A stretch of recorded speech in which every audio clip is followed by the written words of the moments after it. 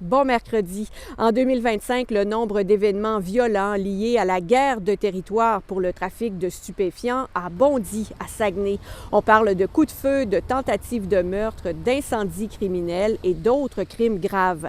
En entrevue ce matin, le directeur du service de police, Mathieu Perron, a confirmé qu'au total, les agents sont intervenus lors de 65 événements semblables, comparativement à 45 l'an dernier. Il affirme que la situation est prise au sérieux par les policiers.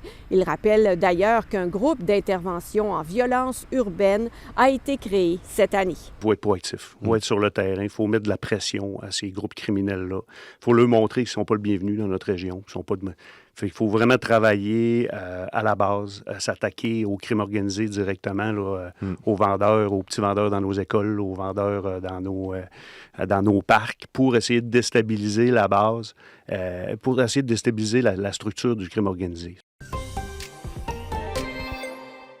Les élus de Saguenay sont réunis aujourd'hui pour présenter le plan triennal d'immobilisation, le premier de l'administration de Luc Boivin. Ça sert à planifier les investissements pour les prochaines années. Ce qui retient aussi l'attention aujourd'hui à l'Hôtel de Ville, ce sont les petites bouchées concoctées par les conseillers et le maire dans les derniers jours dans la cuisine du restaurant de la conseillère Audrey Lapointe. Ils ont cuisiné tous ensemble pour favoriser l'esprit d'équipe et ils ont amené le fruit de leur travail à la mairie et leur production a été offerte aux citoyens qui assistaient à la séance en personne. C'est une initiative assez originale.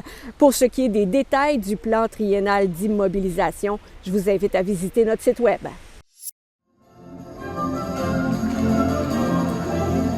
Les quelques 120 danseurs du Prisme culturel présenteront ce week-end le fameux ballet Casse-Noisette. Ce sera présenté à la salle Michel-Côté d'Alma. Mais avant ce matin, il y avait une représentation scolaire, toujours à la salle Michel-Côté.